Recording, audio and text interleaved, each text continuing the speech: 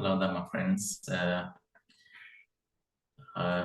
Today we are meeting again with our weekly Sutta study class. As you already know, that today we have the fifth discourse, that is Anangana Sutta. Let us begin with the salutation to the Buddha. Today we are meeting again with our weekly Sutta study class. As you already know, that today we have the fifth discourse, that is Anangana Sutta. Let us begin with the salutation to the Buddha. Today we are meeting again with our weekly Sutta.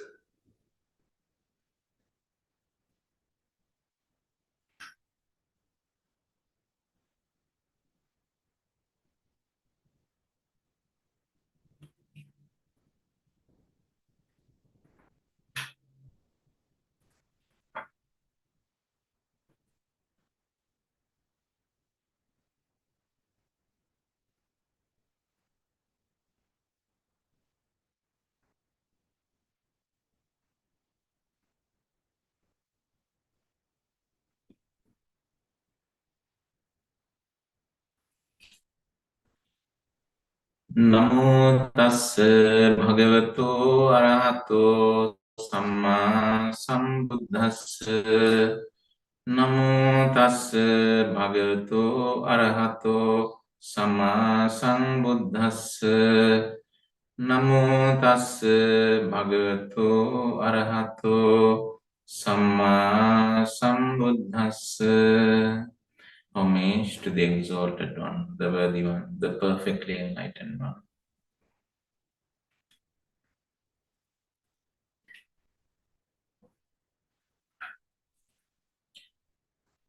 So I would like to respectfully welcome Venerable Bhante Dr. Sumita and all of you to our Dhamma Sutta study class.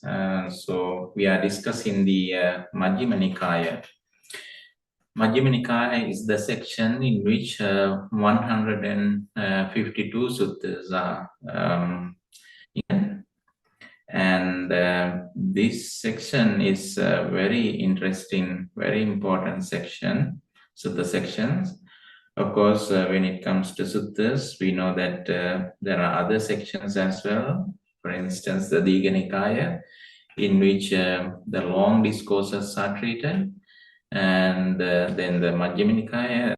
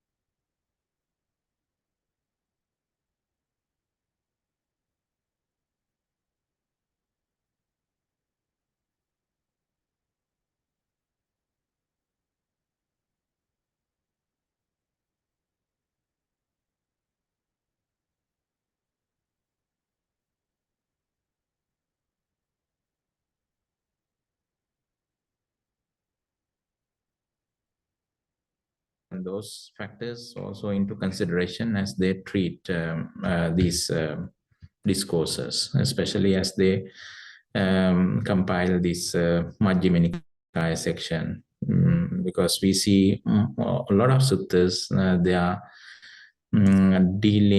basically dealing with the meditation and the vipassana, samatha, and the so Parijjasampada, Four Noble Truths, and so much of deep Dhamma, very profound discourses.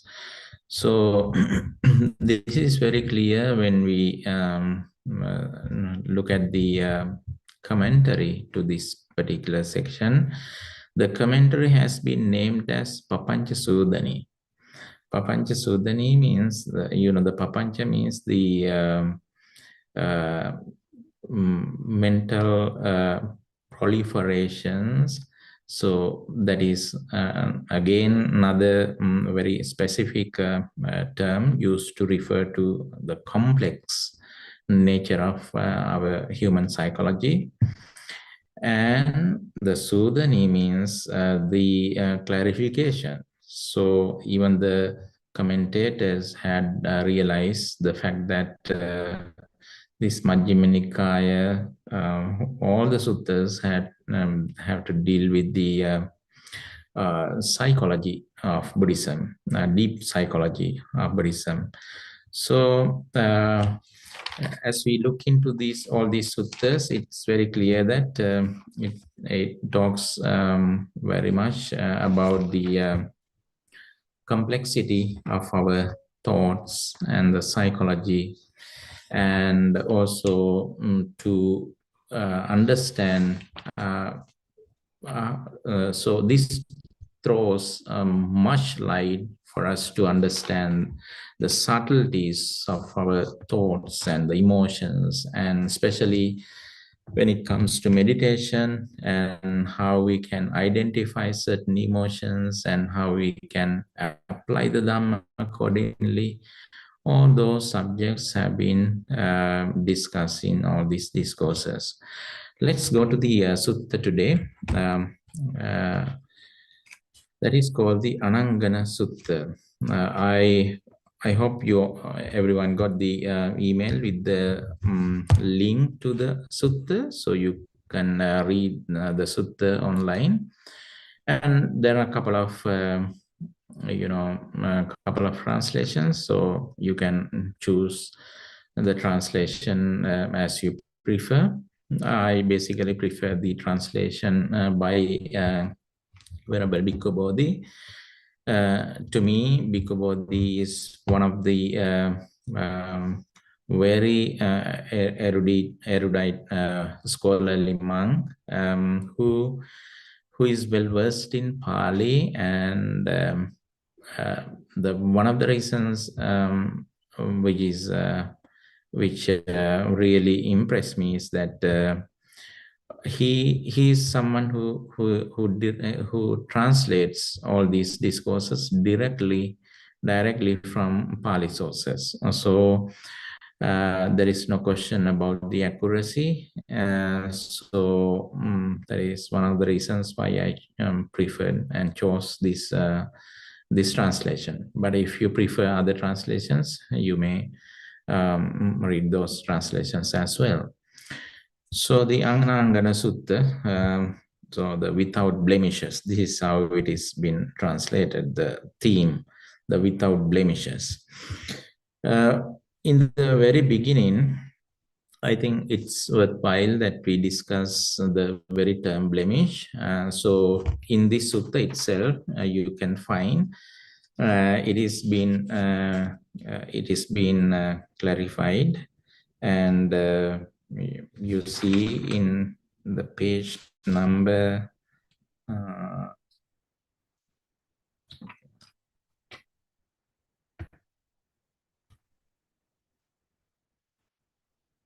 yes, actually the paragraph number 9, 110, the page number 110. So if you go to the ninth paragraph, you see, blemish, blemish is said, friend. What is this word blemish, a term for blemish? Blemish, friend, is a term for the sphere of evil, unwholesome wishes. Evil, unwholesome wishes. So I would appreciate if Bhante could find the Pali term that is used in the original text. So Bhante will help us find the blemish, the Anangana. So And especially the I think it's akusala or something, the sphere of evil, wholesome wishes. Unblemished also. Yeah, unblemished. The blemish is said. What is the in the same sutta we find in the ninth ninth paragraph, and this term has been illustrated. So it's good to get the meaning of the word first, and then as we read the sutta, we can have a better understanding. Basically, it refers to the all kinds of unwholesome tendencies of our mind. So this sutta deals with that aspect of our psychology and how to overcome all the blemishes and to be unblemished. Thus, let us go to the sutta and read out a couple of passages so we can understand the background of this particular sutta, and then we can talk about and discuss the tenets basically discussed in this particular sutta. Thus have I heard, on one occasion, the Blessed One was living at Savatthi in Jetasguru, Anathapindika's park. There, the Venerable Sariputta addressed the bhikkhus thus. Friend, bhikkhus, friend, they replied, the Venerable Sariputta said this. It's always interesting to know that this particular sutta has been delivered by the Venerable Sariputta, and also we see the contribution of Venerable Moggallana too. Towards the middle of this sutta, we see Venerable Moggallana is also joined in the discussion, and we know that both Venerable Sariputta and Moggallana, they are very compassionate guides for the entire monastic community and entire world.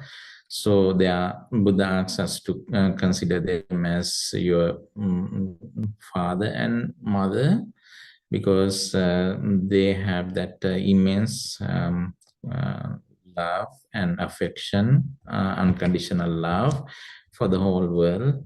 Especially Venerable Sariputta is the foremost of knowledge among all the disciples of the Buddha. He is known for his knowledge, analytical knowledge, and Venerable Moggallana is the foremost of all the psychic powers. So together they contributed immensely for the world. Especially Venerable Sariputta is very good at guiding the people, guiding the the other colleagues towards the attainment of Sotapanna, which is very challenging task.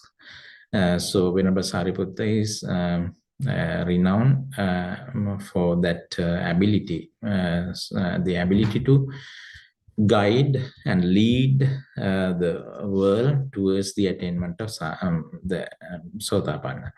So it's interesting that we are able to listen to Venerable Sariputta's words.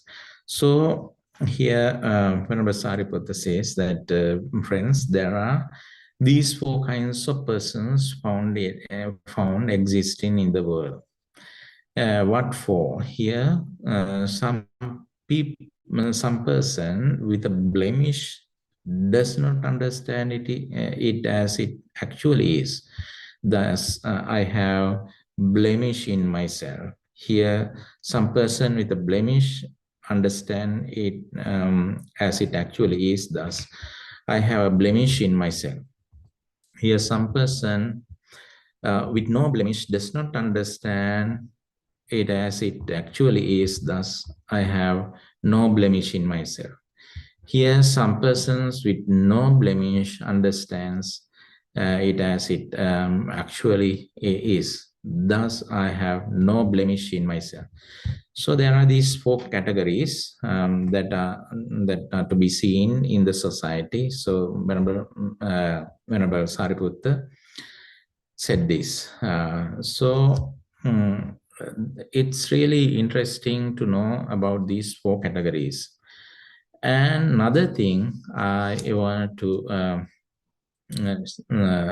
comment on especially particularly on this point, is that we have the tendency, especially whenever we want to be critic and we want to criticize, or whenever we want to evaluate people, we usually follow the twofold system, where we put people into two rigid categories, as good and bad, as wholesome and unwholesome. And in certain contexts, it's okay that we can categorize like that. But as far as the human nature is concerned, it is very complex. So then once we categorize only into two categories, then we would miss the other gray area of personalities, of people. So it's always good if we can put them into four categories. There we include other possibilities, so other probabilities too. So if you closely look into these four categories, then we can see that here we have one particular person. Some persons with a blemish does not understand it as it actually is. Thus, I have a blemish in myself. In other words, there are certain people in the world who do have those blemish or wrong, unwholesome behavior, unwholesome characteristics in their behavior, but they do not know that they have those blemish behavior. So that is the first kind of people. And the second kind of people are the ones who some person with a blemish understand it as it actually is. Thus, I have blemish in myself. So when it comes to the second category, the second type of people are those who have those blemish, those who have flaws, those who have negative behavior, negative characteristics in their behavior. But at the same time, they do acknowledge the fact that they do have those negative tendencies. Then when it comes to the third category, we see the third category is somewhat strange. We can discuss that in detail because the third category in a way is a kind of surprising category for many reasons. But actually, it's not really surprising if as we look into it deeply. Here's some person with no blemish. Suppose that there are people who do not have any slightest signs of negative tendencies, but interestingly, they do not know. They haven't understood the fact that they are devoid of those negative tendencies. That is really interesting category. So then we will look into its detail. So then we can understand why Venerable Sariputta put mm, this third category. So, and also we can understand what kind of personalities that we can put into the third category and so on. When it comes to this fourth one, here some person with no blemish understand it as it actually is. Thus, I have no blemish in myself. So the fourth category is that there are certain people who do not exhibit any negative, evil, negative tendencies in their life, but at the same time, they have realized the fact that they do not have those negative, evil tendencies of their mind. So then it comes to the evaluation of those four categories. That is really interesting. Here, this what the evaluation made by Most Venerable Sariputta. Herein, the person with a blemish who does not understand it as it actually is, thus I have blemish in myself, is called the inferior of these two persons with a blemish.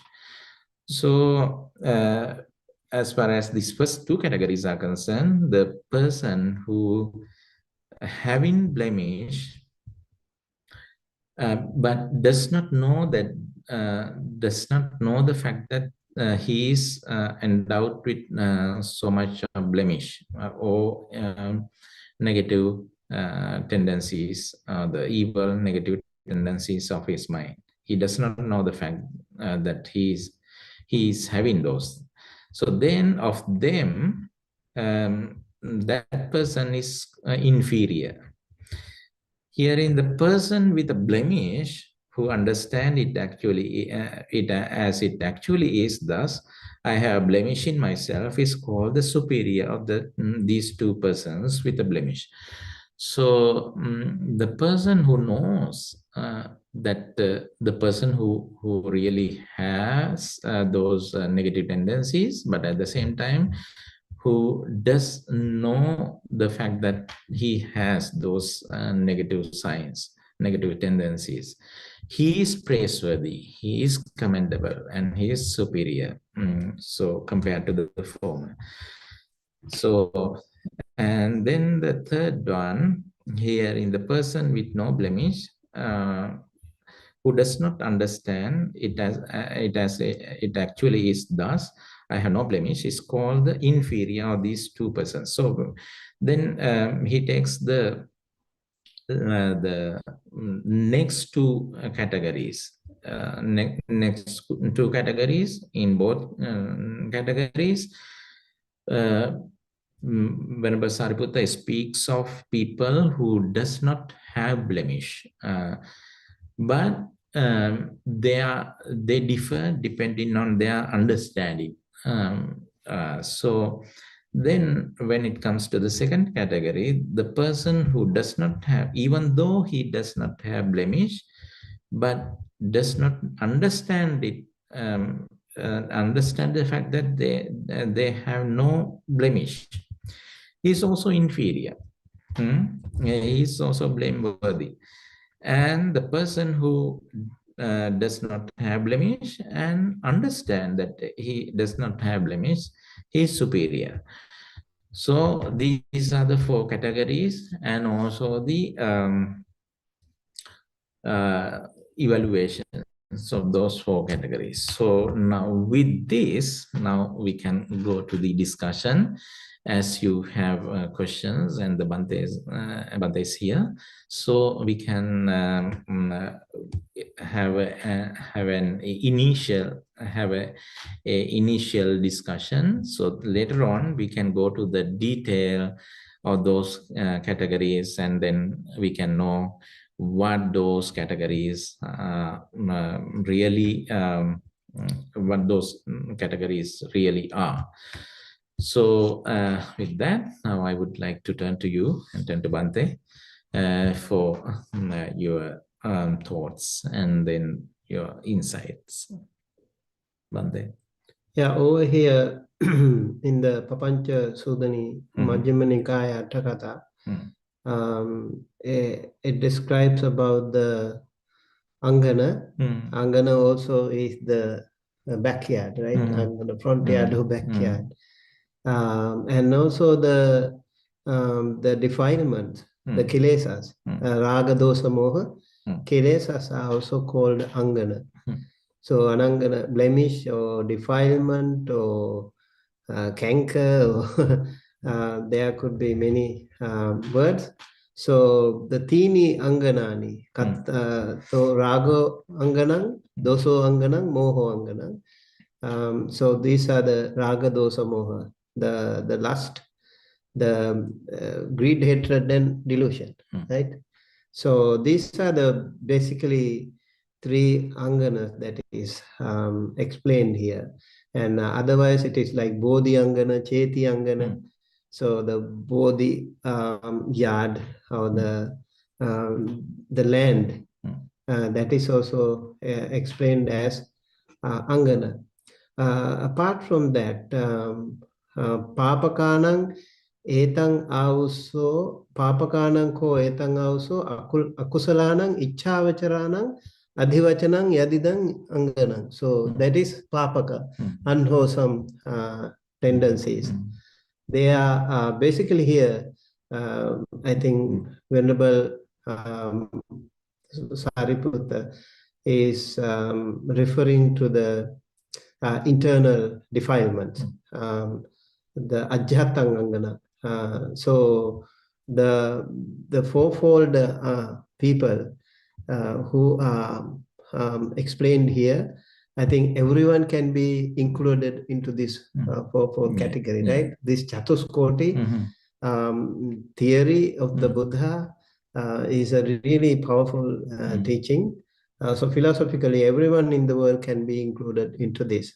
So the first one, the one who is already blemished or polluted, and he or she doesn't know that he or she is polluted, unwholesome, full of unwholesome things. And then there are people who are polluted, but this is really important. I think these people have more opportunities to grow because they recognize their mistake. They recognize they have this problem area. So they can actually go forth, right? They can take some advice from the others, or they can listen to Dhamma, or they can also self-analyze, and they can come out of that problem area. As Bhante mentioned, the third category is a little bit bizarre because it says like there are some people who are really good and unblemished, very pure, but they probably still don't know. They are almost there, but compared to the last category, they have still something to learn, right? It is like a Seka category. So I think this is a very important category too. And the last one, Sapta Visuddhi, the seven purifications, you also need to know that when you come to that purified state, you know you have done that. So let's say like you are Sotapanna, you need to know you are there, right? So maybe like Chula Sotapanna, probably you're almost knocking at the door, but you don't know. So I continue to do that, this category. So very interesting sutta, and also all of us have a great lesson to learn here, because why do we not know that we have this thing? The first thing, for example, that is because of the Ragadosa Moha. Raga is the lustful temptations or desires, attachments, right? And then the dosa is the ill will, and that also can come up with the ego, and then the moha, avijja, the ignorance, that really plays a huge part, huge role in putting us in the dark. Yeah, that's true. This reminds me of another instance where this same question has been raised as to who is better, the person who would do evil knowingly, and the person who does the same evil thing Unknowingly, unconsciously. I think it's been discussed in the Milinda Panyas somewhere.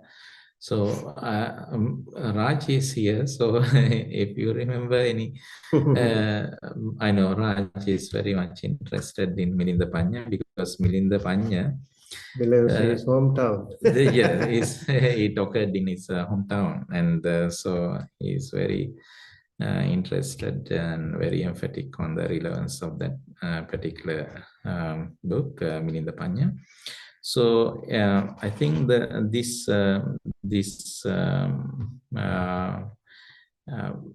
question has been discussed there, and as far as I remember, that even an analogy is given to illustrate the point, where suppose somebody would touch a very hot pot without knowing that is very hot, and then there is a tendency that he can get burned more. But the person who would touch the hot vessel, hot pot, knowing that it is hot, he has less tendency of getting hurt and burn much. So, and this, by the same token, we can say that the person who would do evil things, not knowing that he is doing evil thing, there is that tendency that he will never come out of that darkness. He would go from darkness to darkness. Whereas the person who would do evil things is still maybe out of habitual pattern, but still he understand that it is evil, it's negative. So, but that person, the person who has that knowledge, is praiseworthy because there is the tendency that he will come out of that one day. He's someone who would go from darkness, still in the darkness, but he will find the light in the end. So at least there is a hope. So that is interesting. But no way we are encouraging people to do evil things with knowledge. But our purpose should be to get rid of all kinds of evil, negative things. But at least if you know that what you are doing is evil, then that knowledge really matters. That understanding really matters. Also, Bante, when it comes to the dark side, people who are in the dark and they don't know that they are in the dark, for them, like as they are in overwhelmed with the darkness, they don't make any effort. Like na chandan janisati, so they don't have a liking to go out of that. Yeah. Just like somebody who is drug addict, they are totally immersed in that. They don't want to come out of it. And then nawaya masati, they don't make any effort. Naviryang arabisati. So same thing, like you make an effort, you are really determined to come out of this. So that is the danger. When your chitta is sankilita, like defiled or polluted. So they are called sangana. They are the blemished people. So I think we have to reflect on ourselves, right? Day-to-day basis, if we reflect on ourselves, what has gone wrong with me, or what problems do I have? Like every single day, like let's say like you are angry, you are greedy, you can feel it. You don't, many a times we try to, find some lame excuses to put the blame on the others. So because of that person, I do this. And maybe we need to think of ourselves, point fingers at ourselves to see if there is something wrong within me. Is this my problem, my mistake? And that way, I think we have more opportunities to purify ourselves.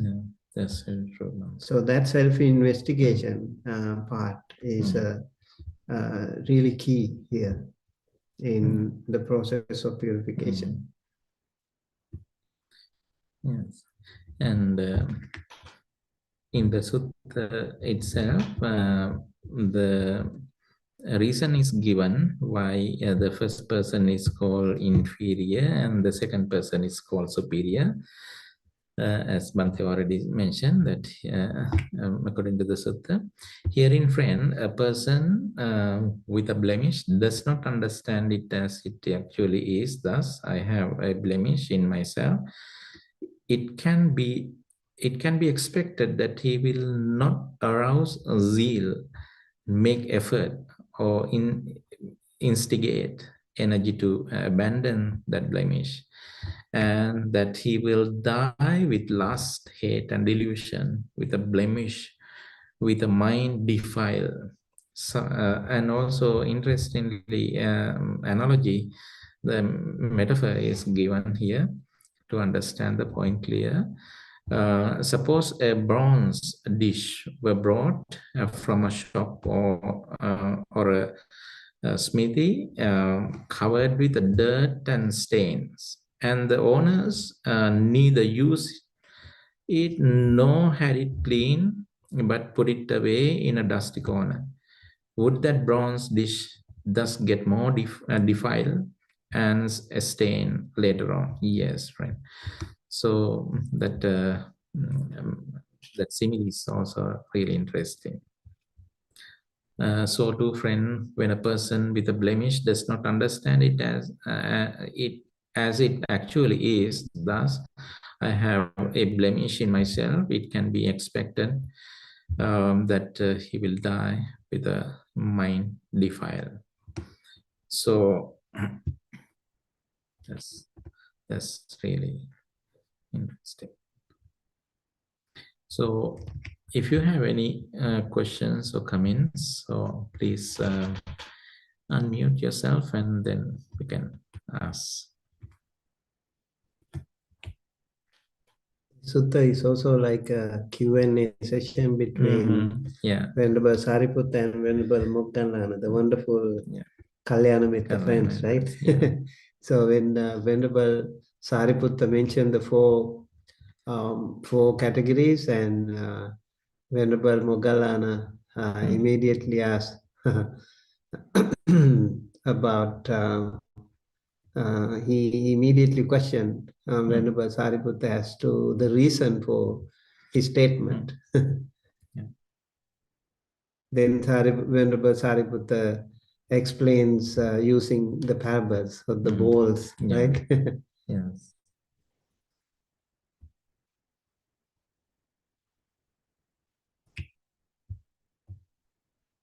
Bhante. And okay, go ahead. It's okay. So we discussed rag, those moh, and you further categorize each rag that has lust, desire, and then those moh. Can you please go over on that briefly, the further categorization of Please. Actually, the Sutta itself has categorized and analyzed it in detail.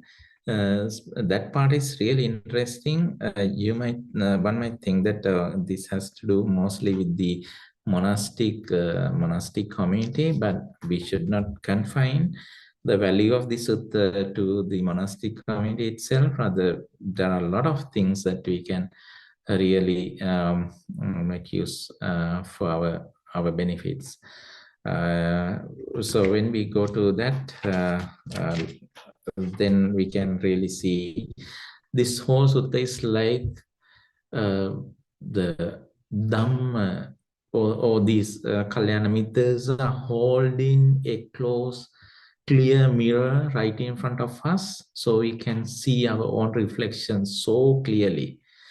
So we can see ourselves. It's as if they are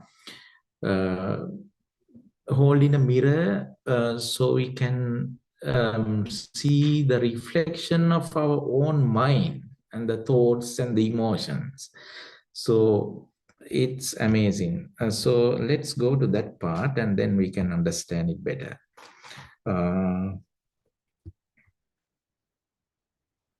Okay, blemish, it's said, Brennan, what is the,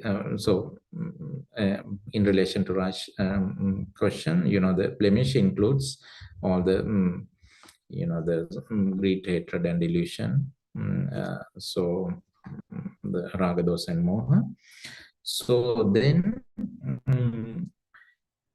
raga, dosa, moha doesn't stay as they do not stay as they are. Rather, they would manifest themselves through our words and the deeds and the behavior, day-to-day behavior. So then we need to look into our behavior so we can figure it out. Okay, what is the cause? What is the root cause behind all these negative behavior? So then Sariput continue to elaborate on that point. It is possible that a bhikkhu. So this is one of the instances in which we can see how raga, dosa, and moha, they are they are overflowing in our lives. So this is related to the monastic life, but you can apply the same principle in your household life as well. This is possible that a bhikkhu here might wish, if I commit an offense, let the bhikkhus not know that I have committed an offense. And it is possible that the bhikkhu come to know that that bhikkhu has committed an offense. So he is angry and bitter. Thus, the bhikkhus know I have committed an offense. The anger and bitterness are both a blemish. So see how this raga, dosa, and moha works in our day-to-day lives. So for instance, suppose now we committed an offense. We transgressed the moral discipline, moral codes. So then that guilty conscience retains in our mind, and also we have, because of that guilty conscience, we tend to suspect, doubt about other people, suspect other people. What if they would admonish us in front of other people? So what if do they really know that we committed this thing? And so we have all those perplexities. So then that kind of perplexities can lead to the greed, hatred, and delusion. In the first place, it is because of the presence of greed, hatred, and delusion we committed those offenses, and later on, due to that, the guilty conscience left by those negative activities, again, that is conducive for more greed, hatred, and delusion. So then again, it is possible that a bhikkhu here might wish, if I commit an offense, let bhikkhus admonish me in private, not in the midst of the sangha, not in the middle of the sangha. And it is possible that the bhikkhus admonish that bhikkhus in the midst of the sangha, not in private. So he is angry and bitter. Thus, the bhikkhus admonish me in the midst of the sangha, not in private. The anger and the bitterness are both a blemish. So it's really interesting how how our reactions and how our response to particular the issues that we have, then it can generate more issues, more and more problems. For instance, the greed, hatred, and delusions are the root cause for us to commit offenses. But again, we want to cover it up and we want to hide it, and we don't want others to talk about it. Even if they want to talk about it, we want them to tell us it in privately. So we don't want other people to know. In case even if a Kalyana Mitra were to admonish us, advise us, pointing out about the negative undesirable consequences of those actions, then we would end up having sometimes anger and bitterness. If you are not wise and if you are not having Kalyana Mitta qualities. But if you do have Kalyana Mitta qualities, we would always appreciate the Kalyana Mitta's advice, no matter when and where they say to us, and we are humble enough to accept it. But most of the time we can get anger and bitterness. So then the anger, bitterness again lead to more and more greed, hatred, and delusion. So this is like a vicious circle. So it keeps repeating itself. There are so many other examples given. So other real life situations in which all these negative tendencies are overflowing. So another instance is that if I commit an offense, let a person who is my equal admonish me. Even if someone were to admonish me or advise me, let it be an equal person, equal to me, not someone who is not equal. So we have that expectation. So all these wrong expectations,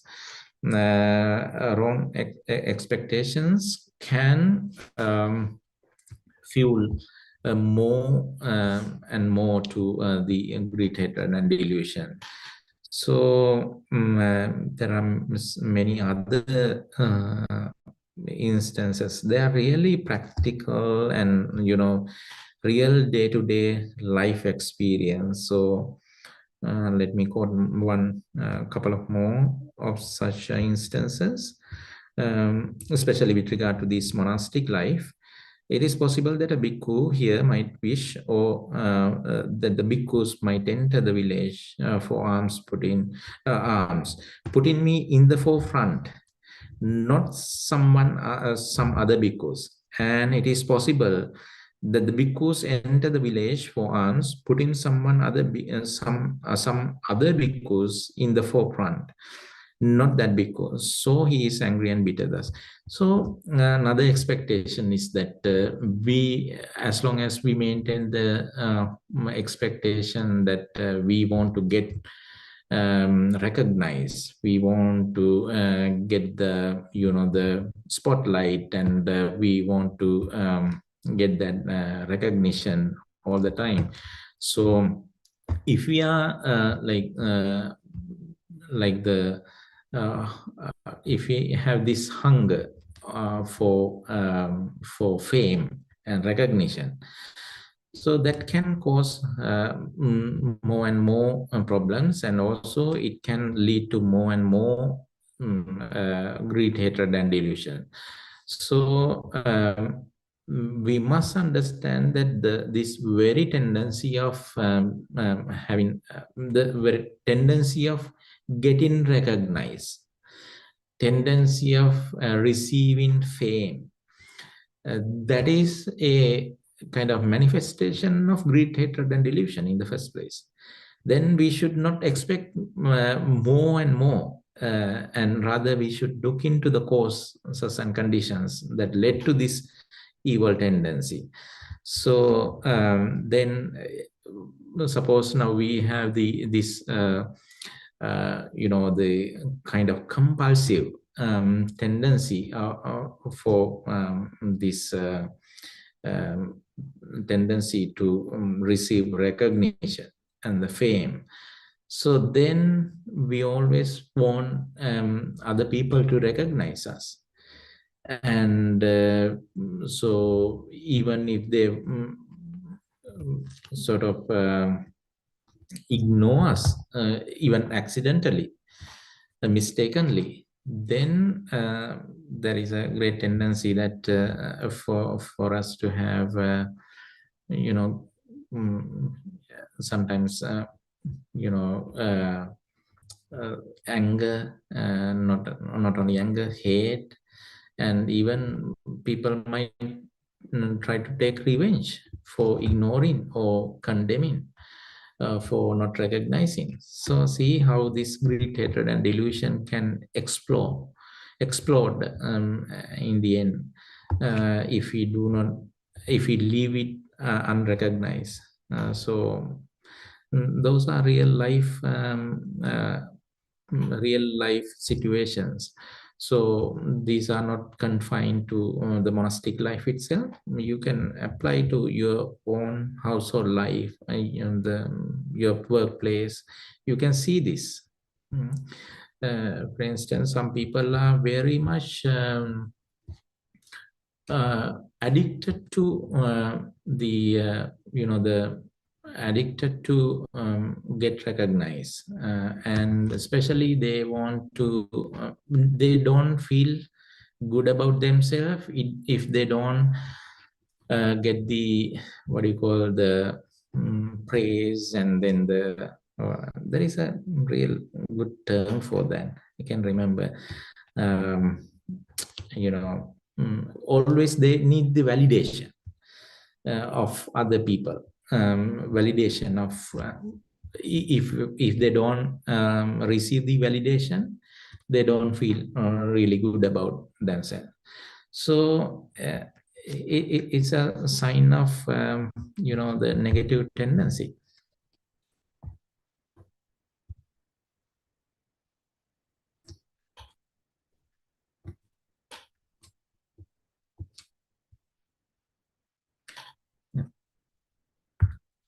So, Bante, what do you want to add to it? Yeah, I think it very much related to the day-to-day life and practical problem areas that monks can face. But yes, it can also be applied to lay people. Like, for example, there are some people who always want, they desire that they get the priority, and they want to be treated as the foremost, and they have the desire for honor through teaching, or maybe I want to do the talking here today and not the others, and then desire for honor, right? I want to be honored, not the others. So they have that kind of, in a way, it is jealousy and also like on what do you call, desire. They are also part of the raga, and again dosa, and also moha. They are interrelated. And for the fine material support, right? I want the best. So in day-to-day life, when we think of that, how our mind can be easily disturbed by seeing when others are getting the better half, and you don't get the lion's share, you don't get the better half. So you can talk to yourself. This is what happens to me now. I feel unhappy, I feel angry, I feel upset, I feel jealous. I think if we can recognize that when this thing happens, this is really a wonderful person. In that category, although you have the problem, you at least you recognize that you have it.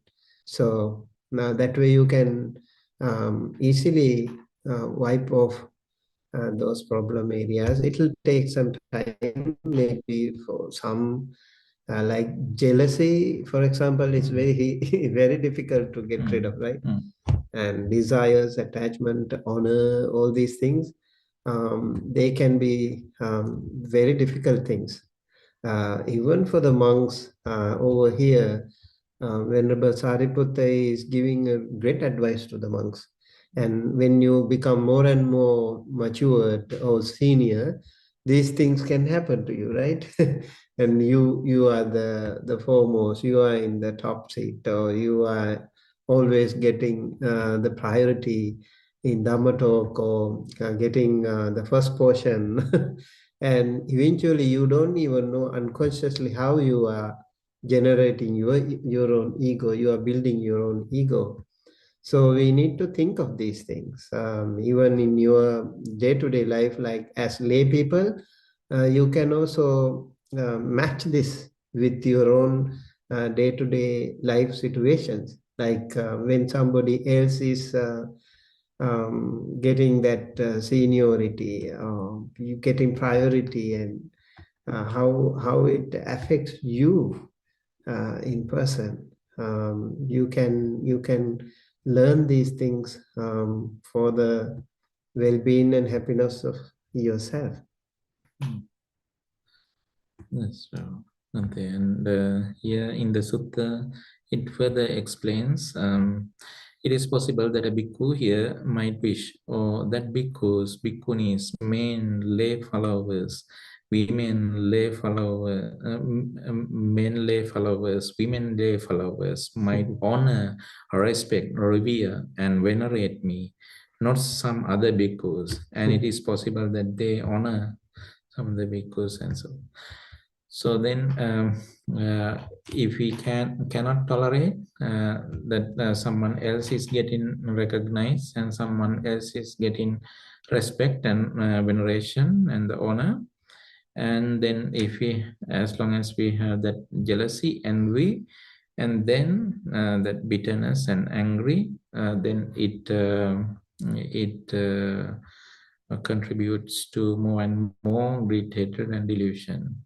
So what we had to recognize here is that the very presence of all those negative qualities are because of the presence of greed, hatred, and delusion. Then we should not try to maintain those evil, negative tendencies and just try to justify it and expect more and more. Rather, we should try to abandon them. So maybe you can relate to this particular section, especially the experience you have at your workplace with your co-workers or the bosses. So I remember Robert Greene's in his very famous book 48 Laws of Power. 48 Laws of Power.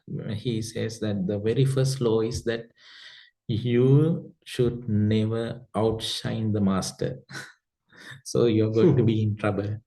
So see, it's after a very careful study and analysis into the whole psychology of society and psychology of people, he has come to that conclusion that he is so emphatic on that first law. That is because, as they said, that is because that everyone has that ego.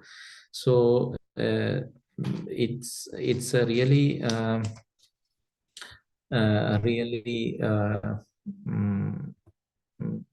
risky game to go against with other people's ego. So you all have to oh, okay. 48 laws, power, the laws of power, right? The first law is that, right? I'm right. You should never outshine the master. Yes. Especially at your workplace. But for the master, I would recommend for him to read the Sutta. So, ego, I mean, under no circumstance we can justify it. So this is why we really need the Dhamma. Dhamma is there for us to look into our own flaws, and this is how we can be flawless. So in a way, this Anangana Sutta is the way to flawless Anangana, not Angana. So yeah.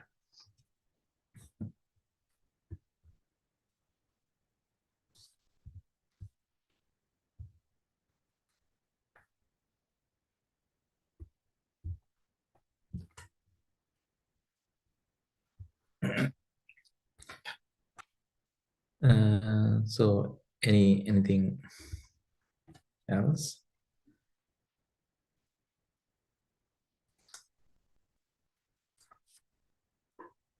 I think Mrs. Nirosha was trying to ask a question before. Are you still there?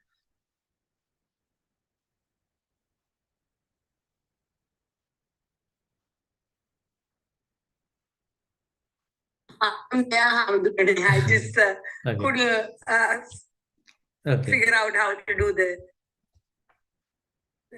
So I had a question earlier with the earlier section. So now with this section, of course, let me ask that question.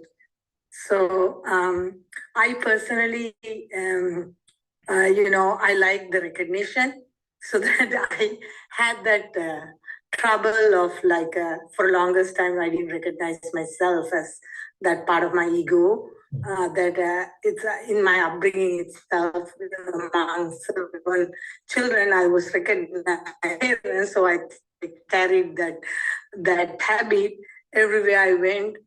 With my good work, always I was recognized, but I wanted them to really recognize me.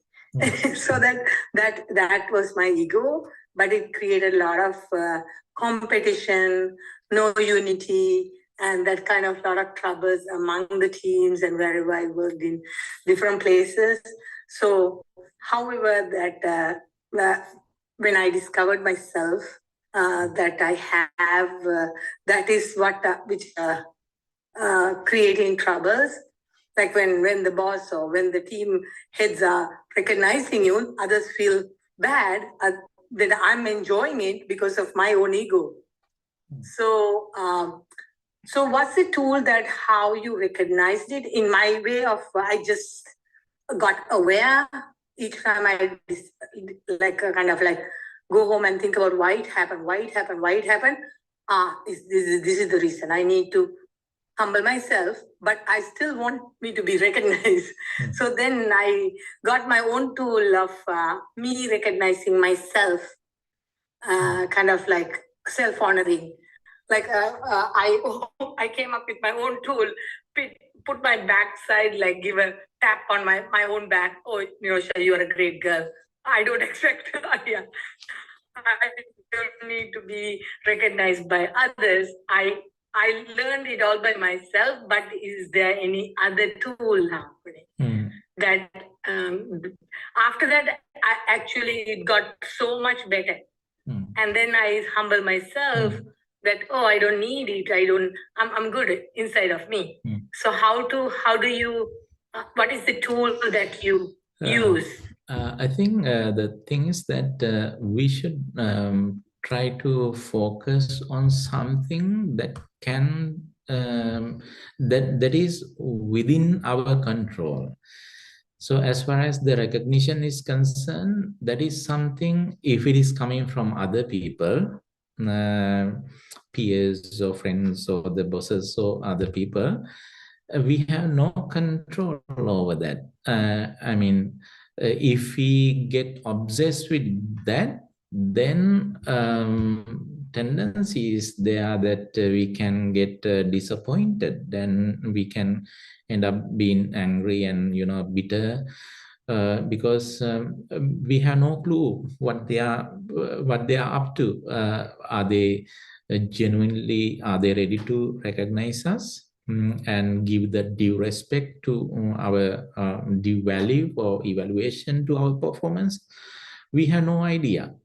But if we focus on our performances, then that is something that is within our control.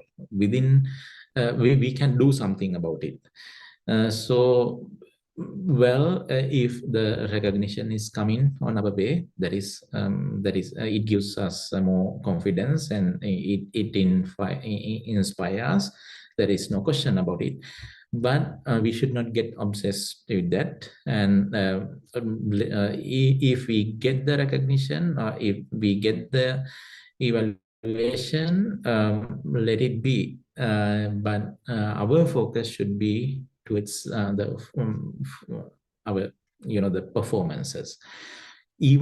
Then, even if we are not recognized, even if we get blame instead, still we are determined to do good. Still we are determined to continue with that cause. So that's what I think, that's the tool, at least I personally use. That we cannot expect people to recognize us, and we know that sometimes people they would mistake our good behavior and the good conduct, and then they would even condemn it. But still, if we can if we have that the assurance that we are doing the best, we are doing what ought to be done, so then with that confidence we can move forward. Otherwise, people out there, out of jealousy, out of envy, they would even instead of giving the recognition, they would even criticize bitterly. So then if we were expecting that, if we were moved, if we were in a position to move by other people's evaluations, then we are going to lose our the willpower and determination and energy. So I think there is that danger. So thank you, Bhante. Okay. Thank you. With that, today we are going to conclude today's discussion. So we would like to wish you a wonderful evening and good health and the longevity. So we were able to discuss this wonderful sutta to a great extent. So whatever the merits that we accumulated throughout this meritorious activity, may that merit be a powerful, lasting blessing for all of you, so you can continue to enjoy good health and the longevity. And hope to see you again next week with the Majjhima Nikaya Sutta discussion. Thank you, everyone. Have a good night.